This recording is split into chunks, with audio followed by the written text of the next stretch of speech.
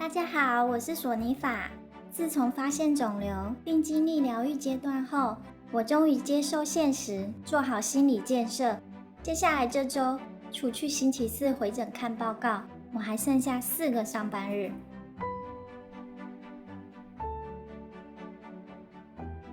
作为公司的基层干部，我立即向主管告假，通知了职务代理人，并召集紧急会议，重新分配工作。在我考虑是否要通知协力厂商时，接到9令的电话。哈，我正想通知你，我要放长假耶。啊？为什么？我要去接受直肠癌的治疗。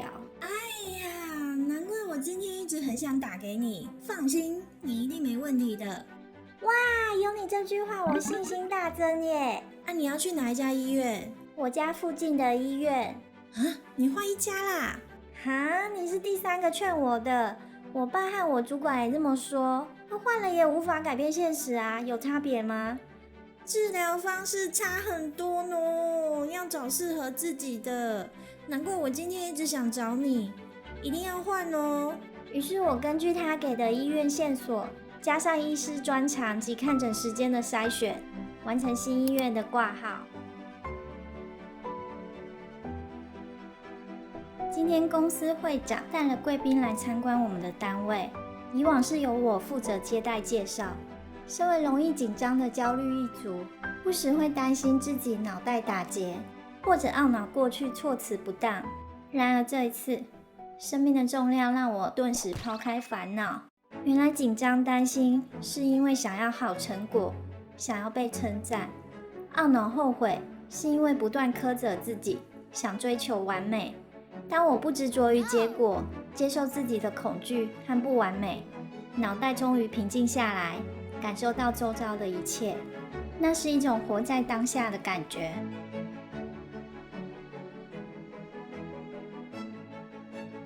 我的心情很复杂，对于离开伙伴们感到很不舍，却又期待着摆脱现状。我的工作就像陷入卡关的电玩游戏，持续打转。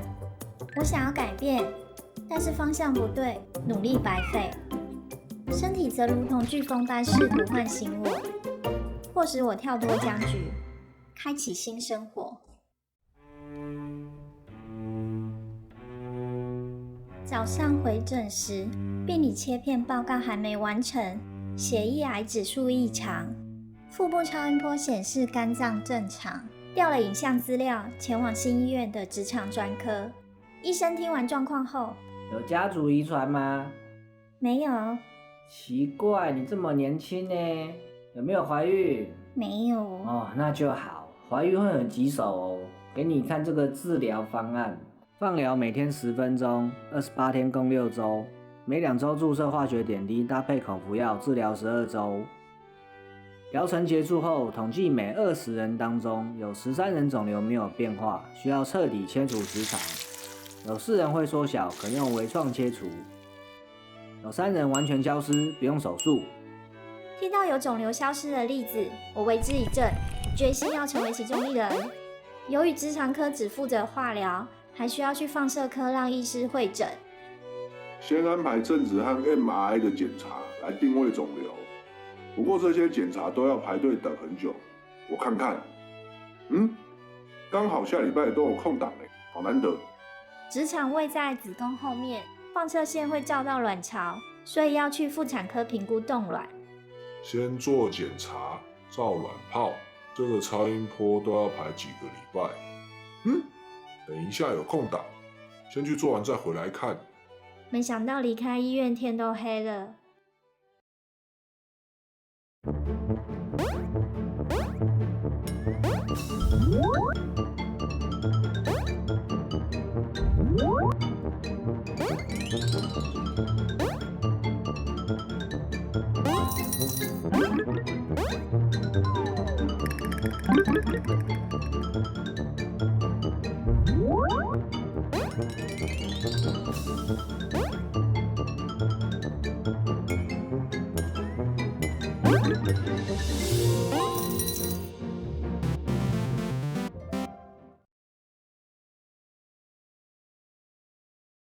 心理学家发现，表达爱的具体方式可以归纳出5种：真挚的礼物、服务的行动、肯定的言语、精心的时刻、身体的接触。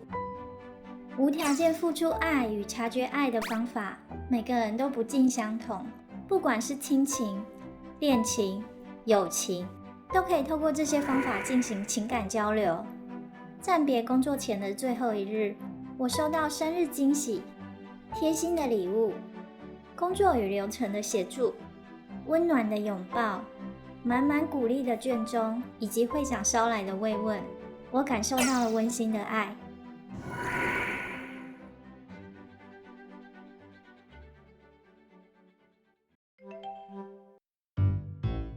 不敢相信，啊？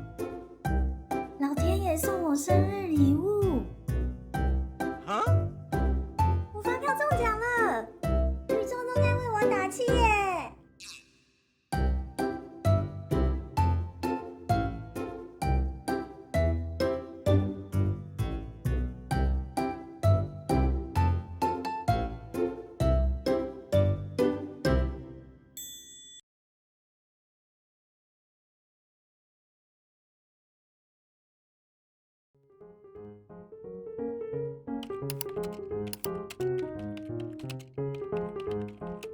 医生，我这状况算是很常见嘛？你这例子我见多了，问题不大。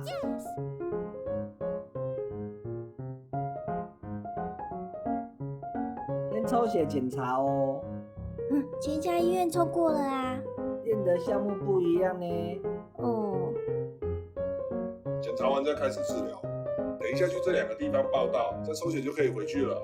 刚刚直肠科的医生有开抽血了耶。这实验显影剂的代谢功能不一样哦。你抽完了吗？还没。那可以一起抽，多抽一点点。好吧。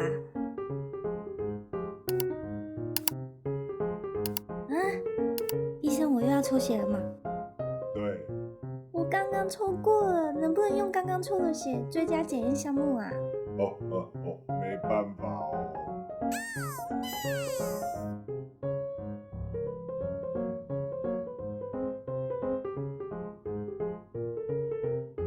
等一下去生殖中心咨询，再去做超音波，做完再回来看。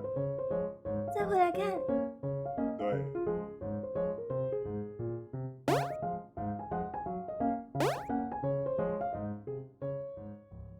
医生不是说再回来看吗？他该不会是说下次回诊再回来看吧？